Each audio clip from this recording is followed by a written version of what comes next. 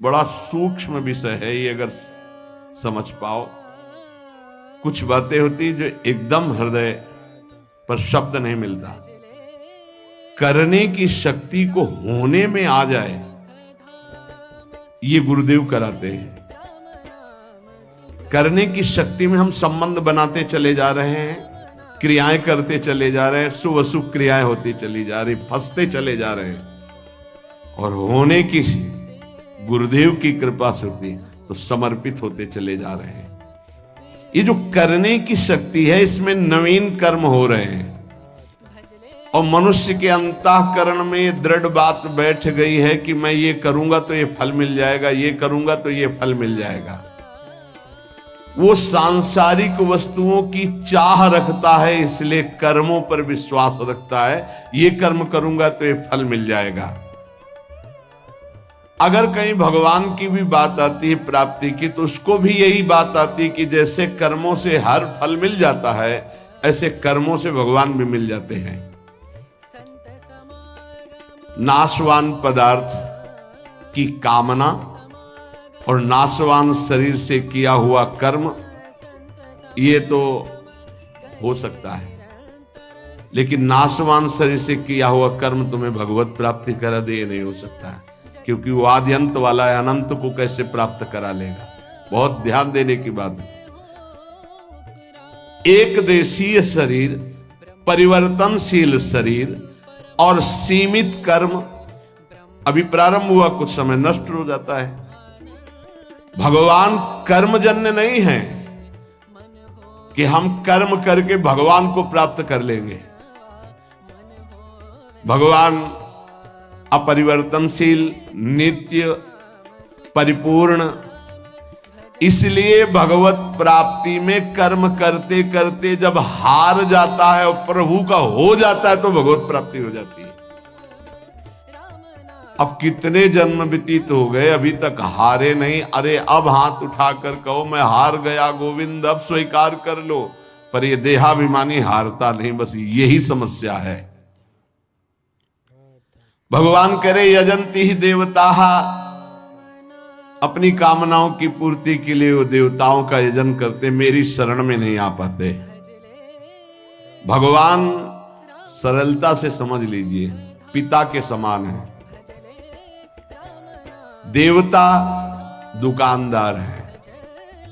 जैसे दुकानदार के पास वस्तु लेने जाओ, जरा हमको ये मीठा देना, कितना कितना दे? बोले भूख लगी भरपेट पवा दो। हाँ तो कितना पाओगे? लगभग 1 किलो पाएंगे। तो 500 रुपया निकालो। नहीं रुपया तो नहीं, चल बाहर, ठीक है। पिता के पास गए, भूख लगी है, ये पवा दो, तो वहां ये नहीं पूछेगा कि पैसा निकालो, क्योंकि बेटा है।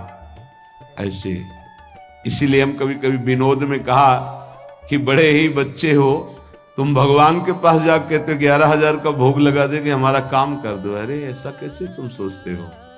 भगवान के चरणों में महालक्ष्मी उनके श्री चरणों को सहलाते हुए हृदय से लगाते रहते हैं। उन प्रभु को तुम कुछ चंद रुपए दे करके, घूस देकर काम कराना चाहते हो? अरे अपने पिता, अपने स्वामी, यदि मांग ही आई है तो सीधे मांगो ना। जैसे बालक अपने पिता से हट करके मांगता है, उसको उचित लगेगा दे देता है, नहीं झिड़क देता है, नहीं देंगे। तुम्हारे गंदे विचार हैं, तुम्हें पैसा देंगे, गंदगी में खर्चा कर दोगे, नहीं देंगे। भगवान पिता है, देवता दुकानदार है। पिता से अधिकार पूर्वक मांगा जाता है और दुकान में पैसे दे के लिया जाता है। दुकानदार को जैसे पैसे दिया जाता है, ऐसे देवताओं से काम कराने के लिए आपको कर्म करना होगा, उसका सांगोपांग, तब वो देवता तुम्हारे कर्म के अनुसार वो फल प्रदान करेगा।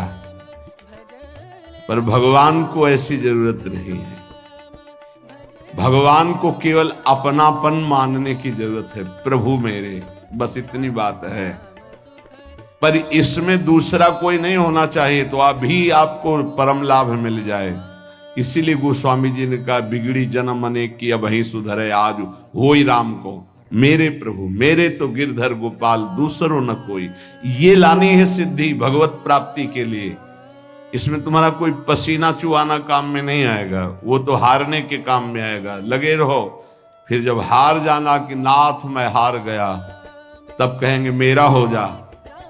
बस यहीं से परमार्थ का दिव्य स्वरूप प्रकट होता है भक्ति मार्ग में। दूसरी बात, दुकानदार से कहो कि आप चाकू दे दीजिए, पैसा दीजिए, चाकू ले लीजिए। लेकिन पिता से कहिए चाकू दे दीजिए, तो कहेगा किस काम के लिए, क्या काम करना है, पहले बोलिए, आवश्यकता क्या है। अगर आप आवश्यकता सिद्ध नहीं कर पाए तो आपको नहीं देगा। लेकिन दुकानदार आवश्यकता नहीं पूछेगा, आपको चाकू दे देगा। आप अहित कर लो अपना, वो तुम जानो। ऐसे देवता है, हमारे भगवान ऐसे नहीं है। मांगोगे, अगर आवश्यकता सिद्ध होती है तो ठीक है। अगर उनको लगता है कि दुख भोग कर ये हमारी तरफ बढ़ेगा तो नहीं देंगे, भोग दुख और मेरी तरफ बढ़ और अपना परम कल्याण कर।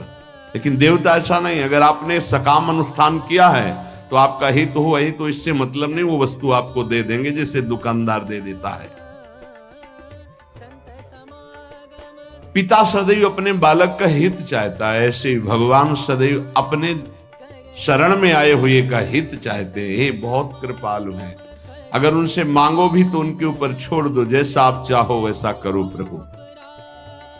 क्षिप्रम ही मानुषे लोके सिद्धिर्भवति कर्मजा। ये जितनी भोग भूमियां हैं, जितने भोग के लोक हैं, जितनी भोग वस्तुएं हैं, मनुष्य चाहता है मैं कर्म करके इन्हीं भोगों को भोगूं। कृपा निधान भगवान ऐसा नहीं होने देते।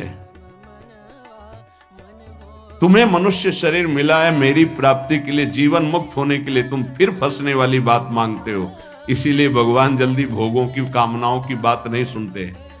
तो लोग क्या करते हैं, भगवान का आश्रय न लेकर देवताओं का आश्रय ले लेते, क्योंकि उनको इससे कोई मतलब नहीं कि तुम्हारा कल्याण होगा कि नहीं होगा। उसके अनुष्ठान करो और वो तुम्हें फल प्रदान कर देगा। कर्म संगिषु जायते, इन सबके दिमाग में बैठ गया कि ये करूंगा तो इससे ये फल प्राप्त होगा और उस फल को भोगूंगा, मैं सुखी हो जाऊंगा। ऐसा नहीं होता है।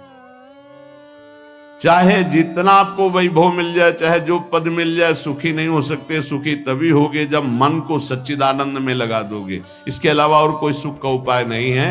ये कई बार चर्चा में हो चुका है। मन विश्राम तभी पाएगा जब सच्चिदानंद प्रभु में जुड़ेगा। ये प्रकृति में कभी विश्राम प्राप्त ही नहीं कर सकता। तो ये जो लोग कर्मों के द्वारा प्राप्त होने वाले फल, देवताओं की आराधना के द्वारा प्राप्त होने वाले नाशवान फल हैं, ये इसी में आसक्त रहते हैं, भगवान की तरफ नहीं बढ़ते हैं। भगवान ने कहा कि यदि कर्म ही करना है तो